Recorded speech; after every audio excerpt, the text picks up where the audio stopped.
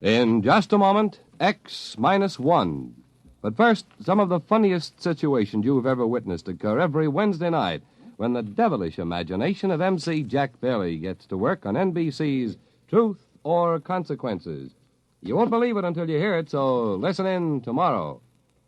Then another laugh session is in store later on with the wise and witty Groucho Marx as he and contestants play You Bet Your Life. While the melodic note in your Wednesday evening schedule is music and fun on Airtime with Giselle McKenzie.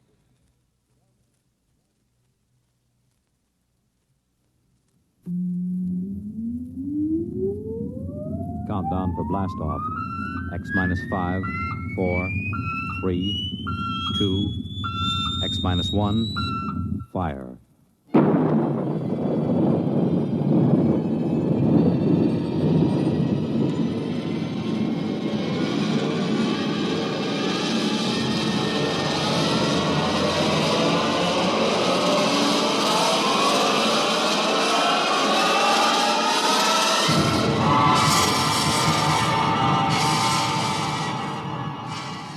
From the far horizons of the unknown come transcribed tales of new dimensions in time and space.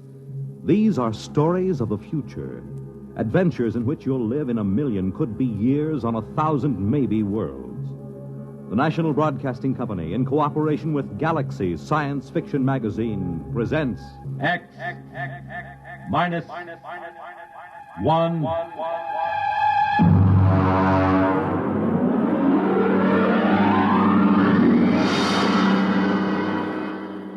Tonight, the Mark Clifton story, Star Bright.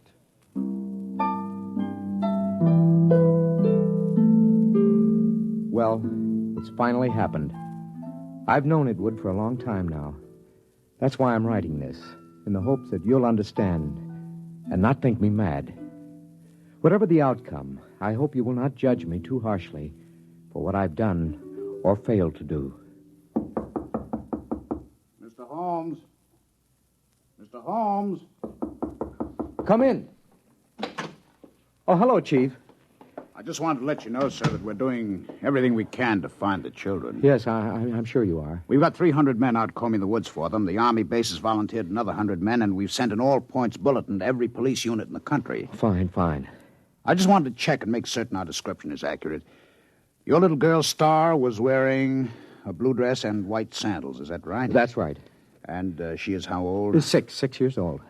And the little Howell boy, how old was he? 7, I believe, yes, 7. Uh-huh, thank you. Well, I'll be in touch with you. Well, that's very good of you, Chief. Oh, by the way, Yes. Mr. and Mrs. Howell, how are they taking it? Well, they're pretty upset, naturally. Mr. Howell, he's out with the men searching. Yes, I know. Mrs. Howell's in the car outside. Ruth is outside? Why didn't she come in? Well, she said she'd rather not. Oh, I see. Do you, Pete? Well, Mrs. Howell, I thought... I decided to come in. I'm not going to sit on my feelings any longer. Now, Mrs. No, Howell... I have to say this. Pete, Bill and I have been your neighbors for almost a year now. Our children have been almost inseparable. I know that. Then how can you just sit here writing letters when they may be lost somewhere or in trouble?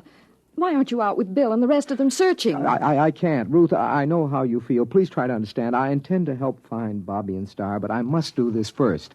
Why? What's so important about Ruth, it? I'm sorry. Sorry. Then why don't you act like a man? You're inhuman. Please. I don't ever want to see you or speak to you again. Ever. Perhaps you won't. What was that, Mr. Holmes? Nothing. Chief, if you don't mind, I'd like to be alone for a moment. Okay, Mr. Holmes. I'll keep in touch.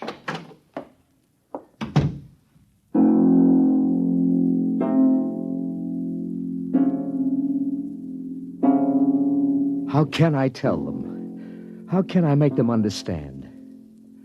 I write this to you because they must be made to understand somehow, but I have to begin at the beginning. I think I first noticed it one evening when Star was 3 years old. I was in my reading chair going over some work. Star was sitting on the floor in the circle of light with her blunt-nosed scissors and scraps of paper. Her long silence made me glance down. And then we glue this together, put a line here and there. Star? Like that. Star? Hmm? Daddy? Can I see what you've made? Uh-huh. Well. It's quite a coincidence. What?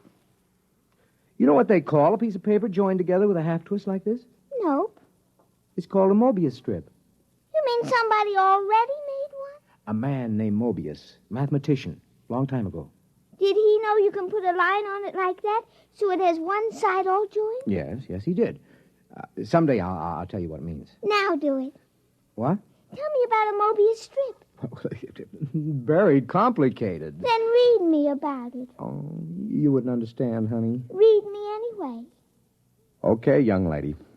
But I warn you, it'll be like one of those nonsense rhymes. At least, I hope it will.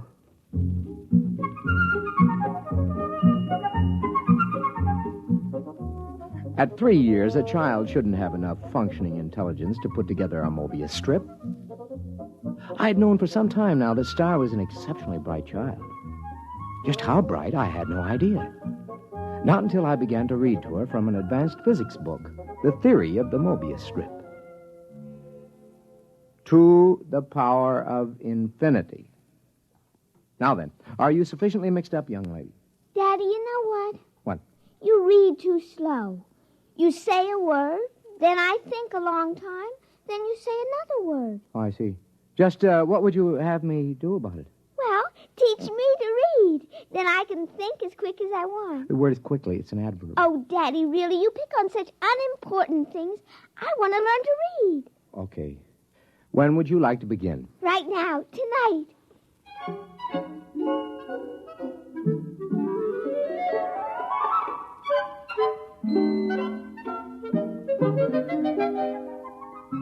Before she went to bed that evening, my daughter was able to read. In the months that followed, a great deal happened. Some of our friends, like Jim Petrie, have dropped in and been amused to see her on the floor, rapidly turning the pages of an encyclopedia as big as she is. Sit down, Jim. Oh, thanks. Star, aren't you going to say hello to Uncle Jim? Hello. I see she's taken to looking at the pictures in the encyclopedia, huh? Oh, yeah, yes. Come on in the library, Jim. I'd like to talk to you privately. Yeah, sure thing. Bring your drink, huh? Okay. I'll shut the door here.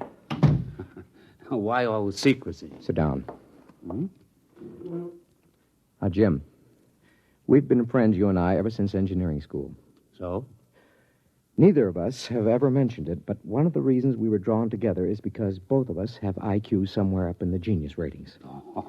Oh, I think it was more than that. Well, that played a part. It isn't easy to be exceptional in a world which regards mediocrity as the only behavior above suspicion. Well, we all have to live with our afflictions.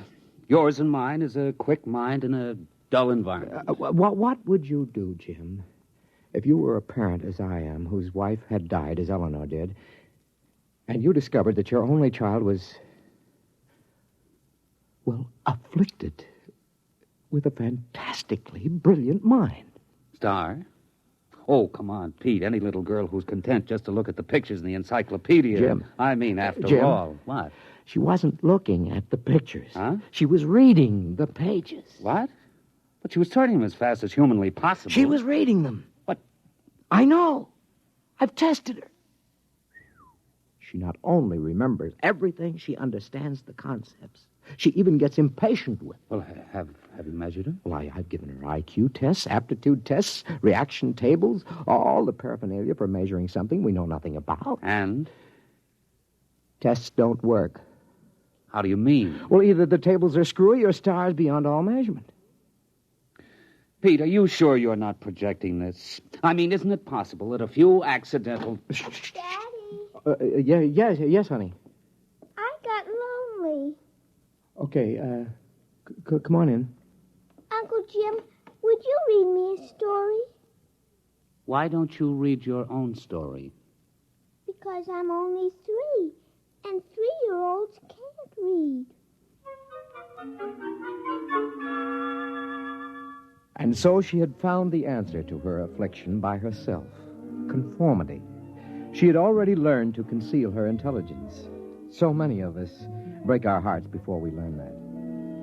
When Star was 4 years old, according to state law, her mind had developed enough so she could attend nursery school. Hi, Daddy. Hi, honey. Did you, like nursery school? Oh, yes, it was fun. What'd you learn today? Not much. I tried to cut out paper dolls, but the scissors kept slipping. Now, look, Star, don't overdo it. That's as bad as being too quick. The idea is that everybody has to be just about standard average. That's the only thing people will tolerate. It's expected that a little girl of 4 should know how to cut out paper dolls properly. Oh. I guess that's the hard part, isn't it, Daddy? To know how much you ought to know. Yeah. That's the part I always found hard when I was young. It's really all right. I let one little girl show me how to cut them out, so now she likes me. She just took charge of me and told the other kids they should like me, too. So they did, because she's the leader, even if she is one of the stupids. What? The stupids. That's the trouble with you, Daddy. You don't grasp things right away. That's because you're only a tween. Between? I assume that means an in-between? That's right. You're in between a stupid and a bright. And you're a bright. Yes.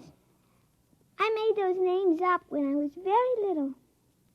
How little? Oh, about 6 months old.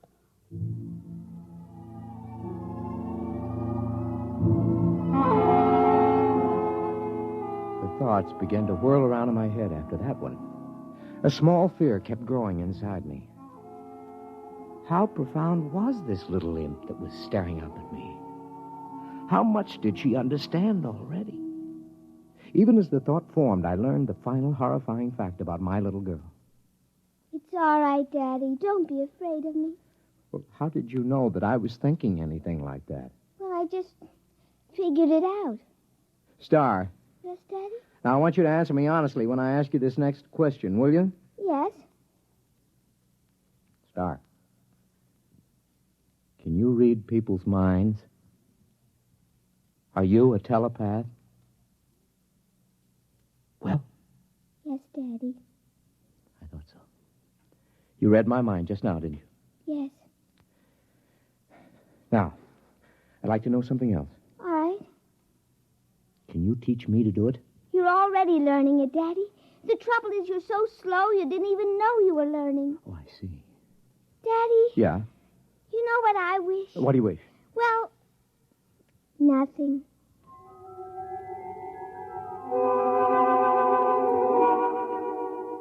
All the same, I knew exactly what she was wishing. She was wishing for a companion whose mind would match her own. You see, I was becoming telepathic. Just a minute. Well, hello. Is your little girl home? Yeah, she's upstairs. Who are you? I'm Robert. Robert who? Robert Howell. My mother and father moved next door yesterday. Oh, well, come in, Robert. I'd like to play with your little girl. How'd you know I had a little girl? Oh, I just know. Oh, I see. And how old are you? I'm 6. Well, I'll ask Star to come downstairs. I'm sure she'll be glad to see you. Yes, she will. Tell me, Robert, are you a tween or a bride? Oh, I'm a... What did you say, Mr. Holmes? Nothing.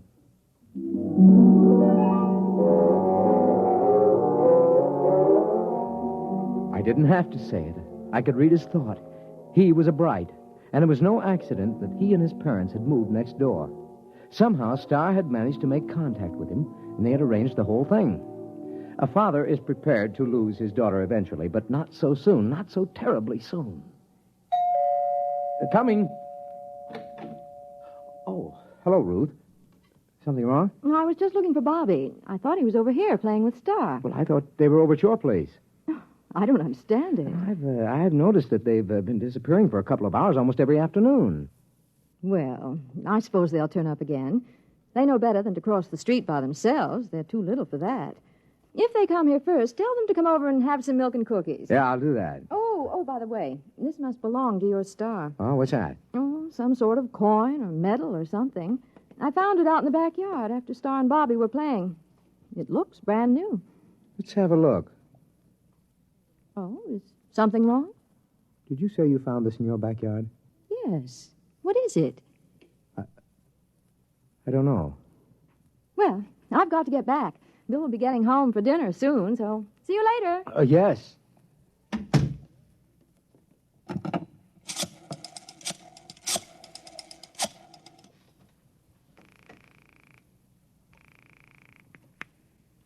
Hello? Jim, Yes. do you have a portable spectrophotometer? Well, sure, we've got a dozen here at the lab. Pack one up and get over here right away, will you? Well, Pete, I don't quit till 5. Look, do as I say, huh? It's important. Well, okay.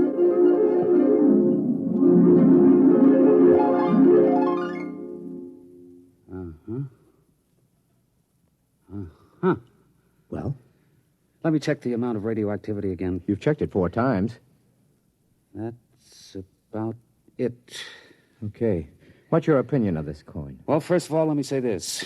It's the real McCoy. And? Also, it doesn't exist. Makes sense. Look, Pete, that coin is pre-Egyptian. It's hand-cast. It's made out of one of the oldest bronze alloys, one that was lost 4,000 years ago. So it's 4,000 years old. It is and it isn't. What do you mean? Listen, Pete, old coins show wear. The edges get rounded with handling. The surface oxidizes. The molecular structure changes, crystallizes. Pete, this coin is authentic, and yet it's brand new. It might have been struck off yesterday. You realize, of course, that that's impossible. Where'd you get it, Pete? I don't know. I think the kid's got it. Star? Yes. How? I don't know. I'm almost afraid to think. Well, why not ask her? She isn't around. She and Robert are off playing somewhere. Well, do you know where? No, Oh, Jim, it's just too fantastic. It isn't possible. I haven't said a word. I know what you're thinking. As a matter of fact, I was thinking something fantastic. How did you guess? I just guessed. Jim, let's find those kids right now. Okay. Star! Robert! Let's try the playroom.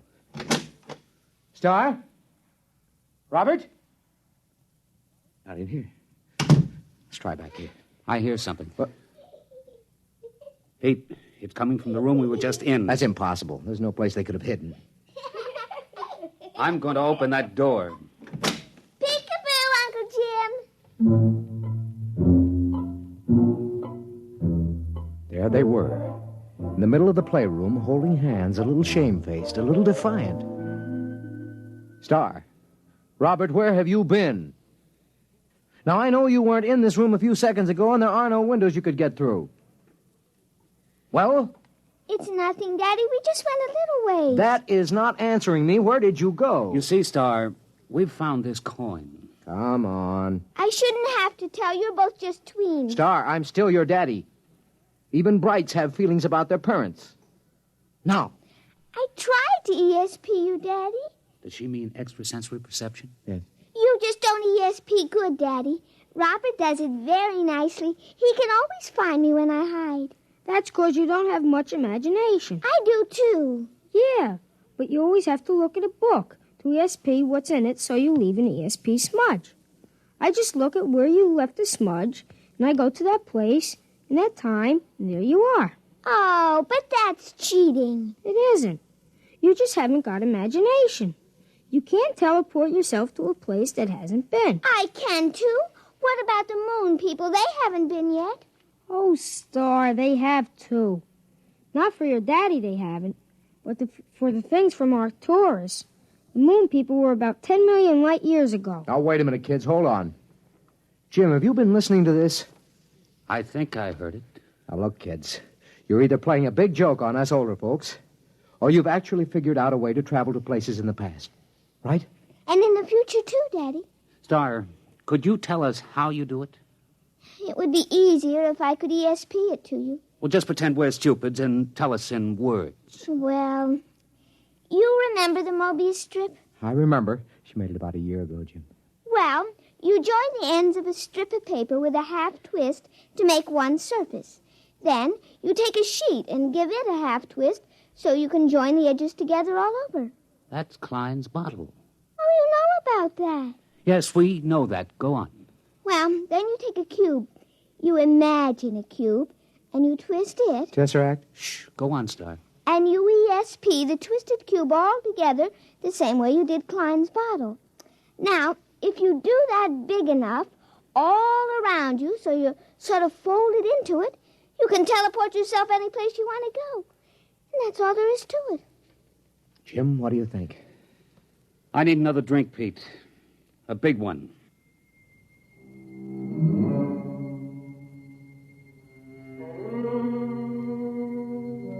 That's all there was to it.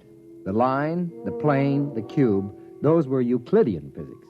The Mobius strip, the Klein bottle, the twisted cube, those were Einsteinian physics. Well, I was pretty advanced in both, but I'd have to do some heavy thinking to really grasp it.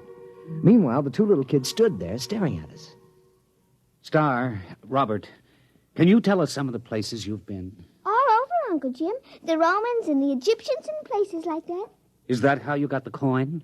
Uh-huh, I found it. It wasn't stealing, was it, Daddy? I just found it in the dirt. We'll skip that for a minute. What about going to the future? There isn't any future, Mr. Holmes. What's that? It's kind of hard to explain. Even Star doesn't get it. Oh. But when she gets to be 6, like I am, she'll probably understand. Well, try to explain it to me. Well, it's all connected, just like the Mobius strip. If you go far enough, you'll get back to where it starts again.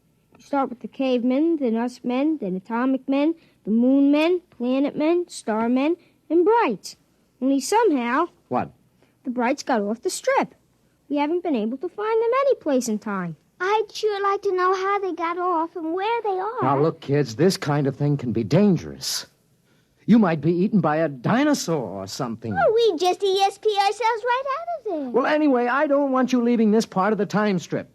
Not again. Daddy. Now, I may be just a tween, but I'm your father. I always mind you, Daddy. Yeah? What about going off the block? But, Daddy, we didn't cross a single street. Nevertheless... Pete, think of what you're doing. Pictures, specimens, recordings, not only from the past, but from the future. Pete, I beg you. Jim, this is my daughter. But what a contribution. We could be ages ahead of ourselves. No. Star. Robert, I'd like your promise you won't leave present time again. Well? Okay. Okay. All right. Now run along. Robert's mother has some cookies and milk for you. Okay. See you later, Daddy. Beat you there. That was a moon man. Jim, I'm sorry. Well, I suppose if I had a daughter... Are you going to report this? And have everybody give me the horse laugh? I may be just a tween, Pete, but I'm not an utter fool. It took me almost 6 months to do it. I don't know how many times I visualized a cube and ESP'd it a half twist and tried to seal the edges around me. And then once there was a flash, just for an instant. I was concentrating on Caesar's triumphant march into Rome. And for the briefest instant, there it was. I was standing on a roadway watching, and then it vanished. Hey. Hi, Daddy. What are you two characters plotting? Nothing, Daddy. Well, I'm going to my study for a while. Star, Yes, Daddy. you remember your promise about not leaving present time, don't you? Yes, Daddy. You going to keep it? Yes, Daddy. Okay. I'm holding you to it.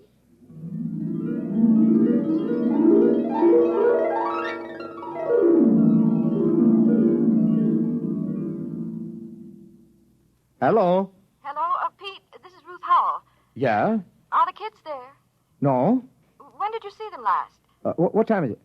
Oh, about 10 this morning, 6 or 7 hours ago. Why? Oh, Pete, I'm worried. What's up? Well, they were upstairs in Bobby's room. I was in the living room. Now, I could swear they didn't come downstairs, and yet, when I went up there, they were gone.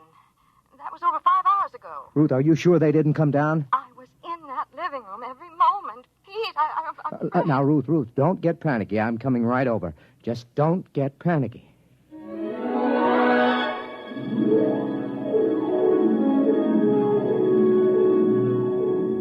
There wasn't a trace of them. Well, that isn't exactly true. Remember what Robert had said about Star leaving an ESP smudge? Well, I was able to catch it in Robert's room. It had something to do with where the Brights went when they got off the time strip.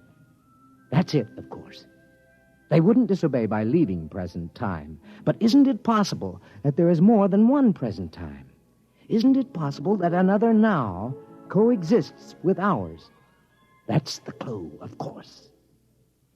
I'm going to call the police, Pete. I don't think it'll do any good. But we've got to find them. They'd have come back by now. Yes, if they could. What do you mean? Nothing. Well, what are you going to do?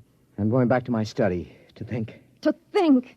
Aren't you going to look for them? I have to figure out where to look. Well, I'm not going to sit around doing nothing. I'm calling the police.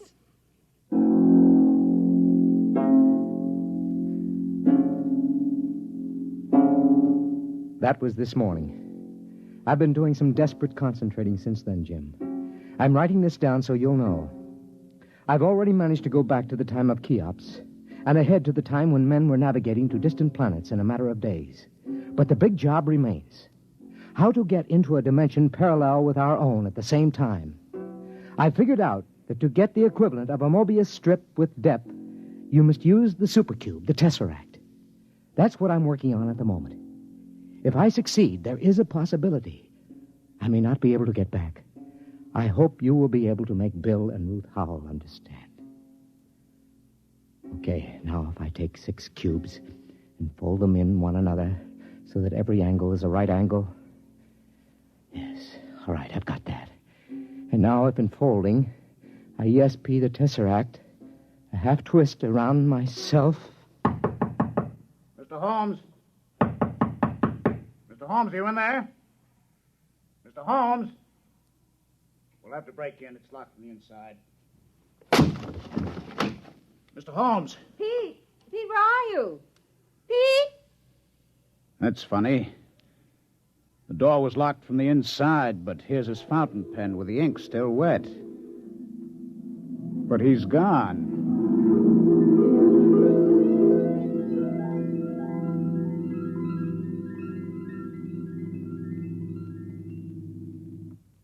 You have just heard X-1, presented by the National Broadcasting Company in cooperation with Galaxy Science Fiction Magazine, which this month features the final installment of Frederick Pohl's novel, Slave Ship, story of a world engaged in the wildest of all possible non-wars, where the order of the day was even wilder still. Spare every animal and throw the men to the wolves. Galaxy Magazine, on your newsstand today. Tonight, by transcription, X-1 has brought you Star Bright, a story from the pages of Galaxy written by Mark Clifton and adapted for radio by George Lefferts. Featured in the cast were Sarah Fussell, Lawson Zerby, Bill Quinn, Billy Harris, Ralph Bell, and Kate Wilkinson. Your announcer, Fred Collins. X-1 was directed by Daniel Sutter and is an NBC Radio Network production.